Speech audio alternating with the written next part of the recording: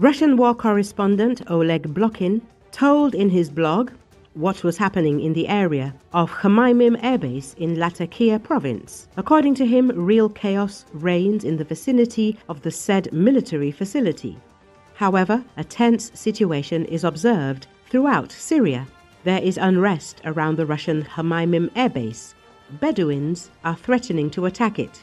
Hayat Tahrir al-Sham terrorists took civilians who were between Hayat Tahrir al-Sham posts and Russian military personnel and took them away to an unknown location. According to eyewitnesses, they said that they took the people because they were expecting a Bedouin attack on the base.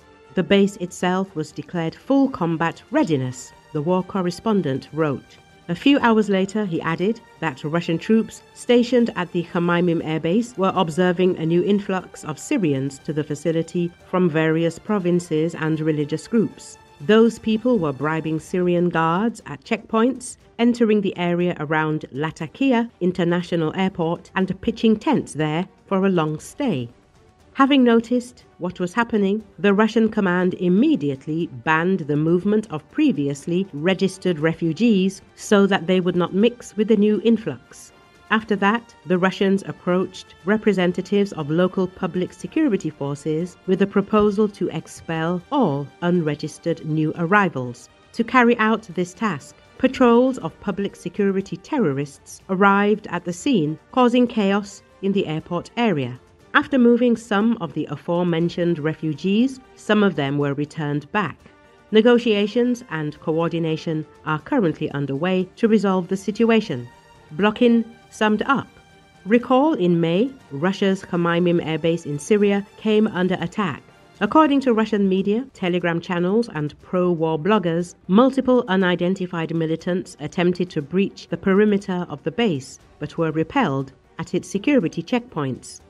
The UK-based Syrian Observatory for Human Rights, SOHR, reported security tension around the Russian airbase of Khmeimim following an armed attack by a group believed to be an auxiliary group to the Ministries of Defense and Interior. This refers to factions of Hayat Tahrir al-Sham, which was formerly designated as a jihadist group.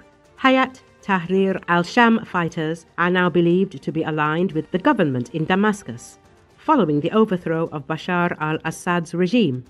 SOHR also cited reports of a drone being shot down in the area and noted that heavy gunfire and sirens were heard near the base's runway early in the morning. In response, security forces at the base were put on high alert, where they established checkpoints and proceeded with thorough inspection amid concerns about expected escalation.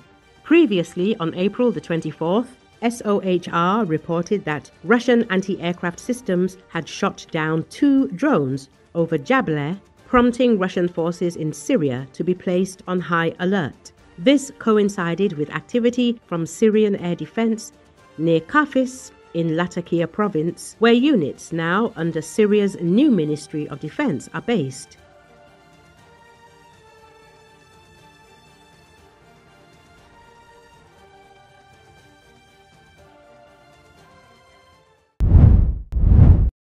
Russian President Vladimir Putin attended the commissioning of a new nuclear-powered submarine on Thursday, a visit that showcased the country's nuclear might amid the fighting in Ukraine.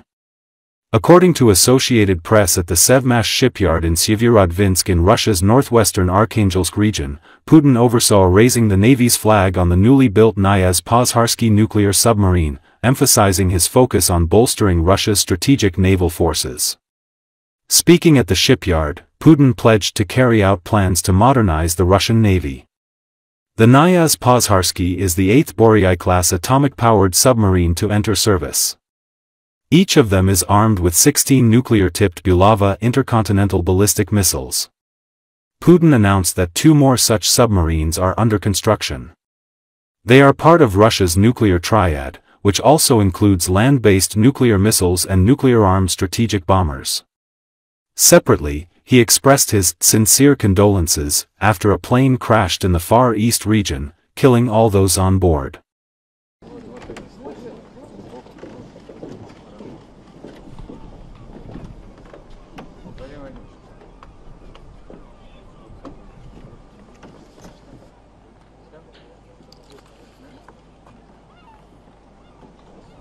Это уже 5-й серийный ракетоносец проекта «Борей-А», который поставлен в ВМФ за последние 6 лет. Такие корабли составляют основу морских стратегических ядерных сил. И с учетом модернизационного ресурса будут обеспечивать безопасность нашего государства в предстоящие десятилетия.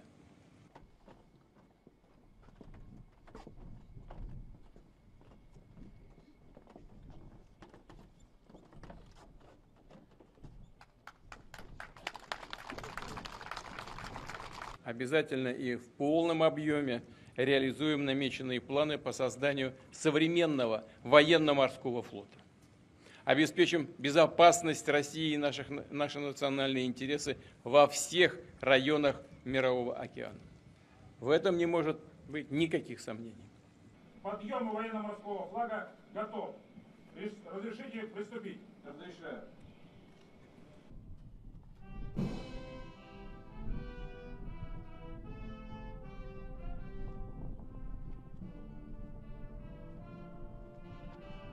Сегодня в Амурской области произошло крушение гражданского воздушного судна. Десятки человек погибли. И я хочу выразить слова искреннего сочувствия и соболезнования родным, близким, всем семьям погибших в этой авиакатастрофе.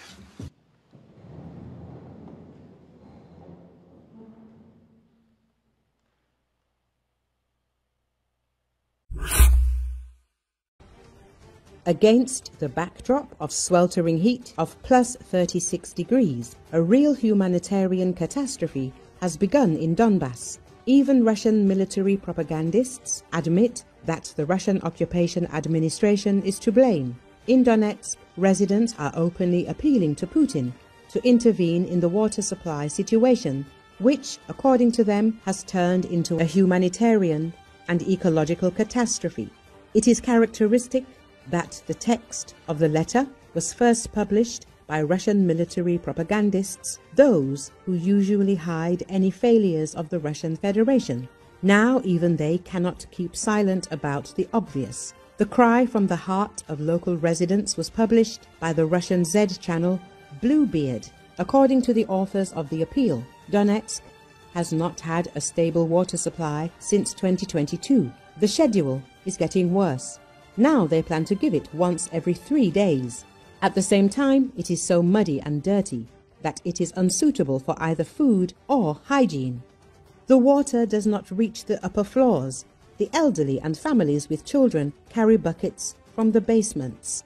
The prices for bottled water are exorbitant, 5 rubles per liter, which is twice as expensive as in occupied Mariupol or Rostov. At the same time, the water pipeline from the Don, which was built as a solution, provides only 6% of the needs. Residents say directly, this is not a water blockade of Ukraine, but the result of corruption, negligence and deception on the part of the Russian occupation administration. In the absence of water, the authorities continue to promise new houses, fill fountains, promise production growth at metallurgical plants. All this is perceived as mockery of the population. The letter addressed to Putin contains specific demands to investigate the inaction of local officials, introduce a state of emergency, build a second branch of the water pipeline and revise tariffs. This is not just ridiculous, it is a mockery, the statement says. People write, we don't just ask, we shout. Ukrainian journalist Denis Kazansky responded to this simply and harshly. I have a simple recipe for solving the problem. Get the fuck out of Donbass. Ukraine will return, and normal life will return with it. There was no water catastrophe until you came. The catastrophe came with Russia. Against the backdrop of the heat and the decline of infrastructure, the situation in Donetsk is becoming unbearable. And even Russia itself can no longer pretend that everything is going according to plan.